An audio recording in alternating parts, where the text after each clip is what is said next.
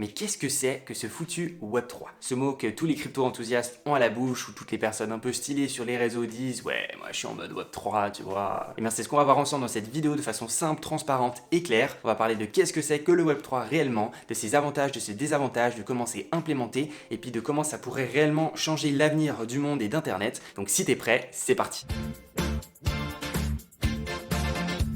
Alors si on veut déjà essayer de trouver une définition de ce que c'est que le Web3, on se retrouve en fait dans une impasse parce qu'il n'y a personne vraiment qui a déclaré que le Web3 c'est ça, c'est comme ça et puis plus rien ne change. C'est vraiment un terme qui est en pleine évolution. Il n'y a pas le Larousse qui s'est dit bon bah le Web3 on va le définir comme ça, voilà, c'est dans le marbre, plus rien ne bouge. Non, c'est encore une définition qui est encore très malléable et qui évolue au fil des jours. Mais on peut quand même trouver des gros éléments de réponse de ce que c'est que le Web3 en regardant les plus gros acteurs de ce marché. Alors une définition qui met à peu près tout le monde d'accord dans la communauté, c'est que le Web3, qui est aussi appelé le web décentralisé, sera en fait la troisième version d'Internet qui se baserait sur la technologie de la blockchain comme tiers de confiance pour valider toutes ces opérations et serait ainsi le successeur du Web 2.0 qu'on connaît actuellement. Alors justement, pour bien comprendre ce qu'est le Web 3, il faut qu'on regarde qu'est-ce qu'était le Web 1 à ses tout débuts, le Web 2 qu'on a actuellement et le Web 3, qu'est-ce qu'il va amener, les changements et les nouveautés. Alors le Web 1, c'est les tout premiers débuts de l'Internet en 1990-91 où justement on avait simplement des pages de sites web qui s'affichaient et que justement des particuliers pouvaient aller consulter simplement, donc ils pouvaient seulement lire ce qui était écrit sur les sites web, ne pouvaient pas participer ni échanger et puis du coup c'était comme une sorte d'énorme Wikipédia avec plein de références disponibles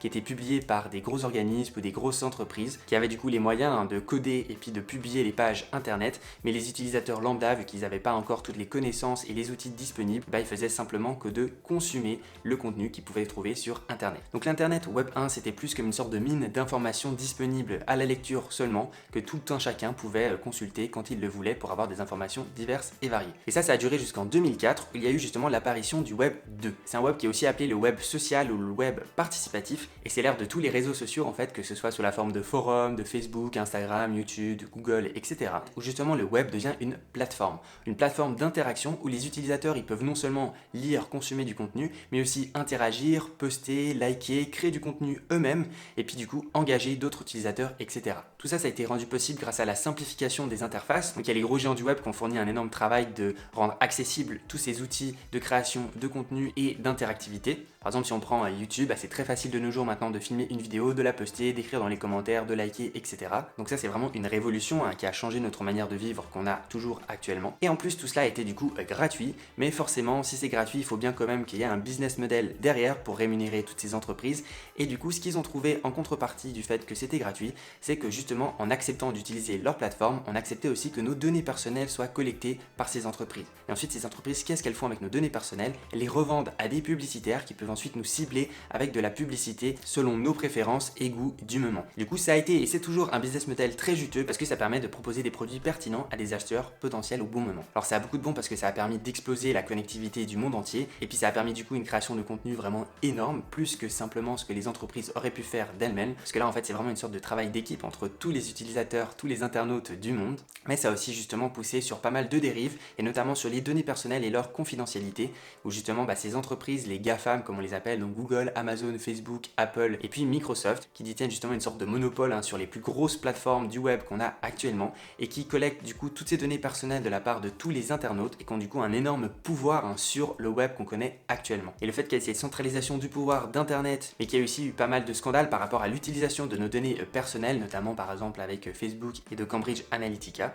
tout ça a un peu émoussé la confiance de tous les internautes par rapport à leurs données personnelles. Et c'est ainsi que progressivement est née l'idée d'un Web 3, donc une troisième version de l'internet qu'on connaît actuellement, avec pour aider justement la décentralisation du pouvoir et la réappropriation par les internautes de leurs données personnelles. Alors cette idée du Web 3 comme on l'entend, elle est née vers les alentours de 2014, de la bouche de Gavin Wood qui est le fondateur de Polkadot et le cofondateur de la blockchain Ethereum, où il faisait justement référence à un écosystème en ligne basé sur la blockchain. Et ce n'est qu'aux alentours de 2021 que l'idée du Web 3 a vraiment explosé et s'est beaucoup plus popularisée grâce à tous les cryptos enthousiastes notamment. Ainsi les deux gros piliers de ce Web 3 c'est la décentralisation et la blockchain.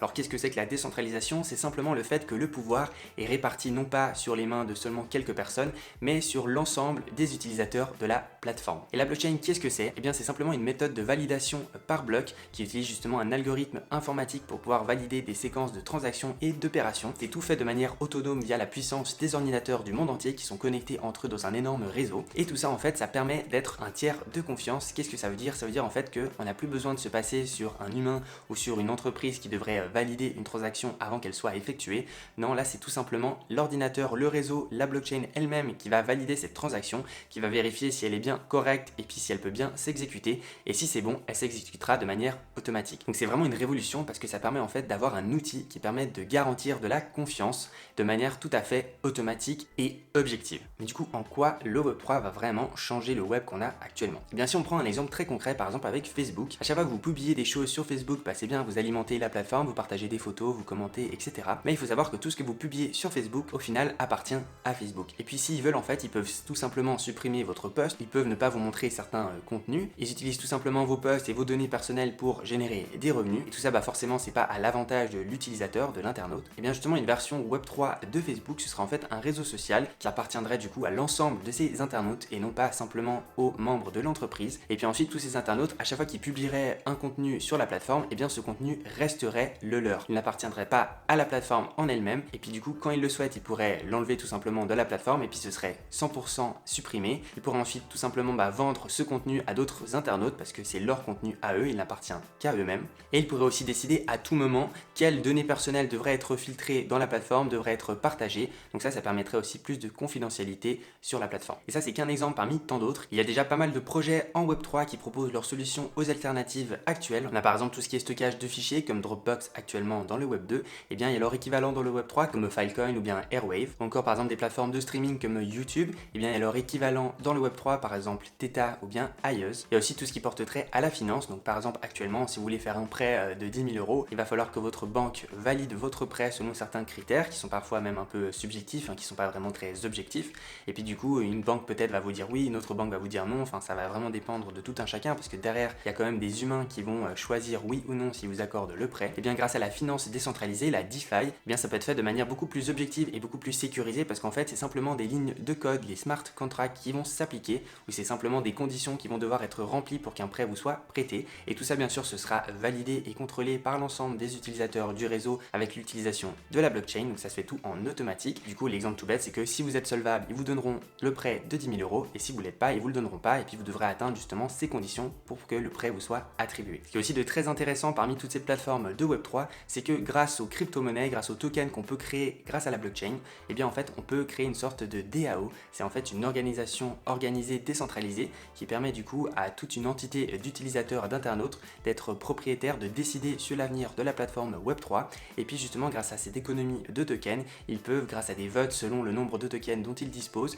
justement choisir sur les avancées, les nouveautés qui devront être apportées à la plateforme. Et ainsi c'est vraiment l'ensemble de la communauté, des internautes dans leur ensemble qui permet de manière très démocratique de faire avancer le projet. Et c'est pas simplement justement les actionnaires d'une entreprise ou des grosses personnes dirigeantes dans le monde qui ont beaucoup d'argent qui vont simplement parce qu'ils ont décidé que c'est comme ça choisir sur l'avenir d'une plateforme. Donc quels sont les avantages du Web3? Et bien ça permet tout simplement un internet beaucoup plus permissif et beaucoup plus libre pour ces internautes. Ça permet justement à ces internautes de disposer de leurs propres données personnelles et de choisir quel sera leur devenir. La valeur des plateformes utilisées du Web3 est vraiment répartie entre l'ensemble de tous ces utilisateurs et ça permet du coup une répartition beaucoup plus juste et démocratique du pouvoir sur l'avenir de la plateforme. On est vraiment en train de changer d'aspect de pensée où on veut vraiment être partenaire et collaborateur des plateformes, des projets, des choses dans la vie plutôt que de simplement subir les choses comme elles le sont. Après justement, comme toujours dans la vie, rien n'est parfait. Il y a aussi des désavantages par rapport à tous les bienfaits du Web3. Le fait déjà que ce soit décentralisé, ça permet du coup beaucoup plus de dérives par rapport à des potentielles utilisations des plateformes de manière malsaine. Ça rend du coup beaucoup plus difficile le contrôle de tout ça. Certains parlent aussi de pseudo-décentralisation parce qu'en fait c'est bien beau dans les faits que tout soit décentralisé, réparti entre les utilisateurs, mais comme toujours c'est ceux qui ont le plus qui pèsent le plus dans les décisions. Et du coup il y a certaines entités du Web3 qui détiennent déjà pas mal de projets, pas mal de cryptos, qu'on appelle aussi parfois les whales dans le jargon, et qui ont du coup un pouvoir de décision énorme par rapport à l'avenir de certains projets crypto, de certaines évolutions de plateformes, par exemple notamment avec le poids de leur vote lors de décisions sur un projet grâce à tous les tokens dont ils disposent pour pouvoir justement voter. Encore un autre point négatif, c'est que c'est aussi un monde qui est assez nouveau. Il n'y a pas encore beaucoup de belles interfaces vraiment toutes simples pour les utilisateurs lambda. Il faut être quand même un minimum instruit pour ne pas se faire arnaquer simplement par un autre internaute qui essaierait de nous soustraire par exemple des crypto-monnaies, etc. sur le web. Et puis aussi malheureusement à savoir que si vous vous faites avoir dans une escroquerie et que tout est décentralisé et anonymisé, eh bien vous aurez réellement peu voire pas du tout de moyens de récupérer vos fonds. Donc voilà, voilà, ça c'est aussi un point négatif à la décentralisation. Mais de toute façon, ça n'empêche pas que dans le web 2.0 qu'on a actuellement, il y a aussi des arnaques qui s'y passent. Et puis voilà, il y a aussi des contenus qui sont partagés de manière illégale. C'est aussi des choses qu'on peut retrouver dans le web 2. Le web 3, il apporte quand même pas mal de nouveautés. Et puis il redirige le pouvoir de la main des géants du net vers la main des internautes qui utilisent la plateforme. Donc ça, c'est vraiment un plus. Alors, est-ce que vraiment le web 3 va complètement révolutionner le web qu'on a actuellement? Alors, comme toujours, on peut pas vraiment prédire sur quoi sera fait l'avenir dans le futur.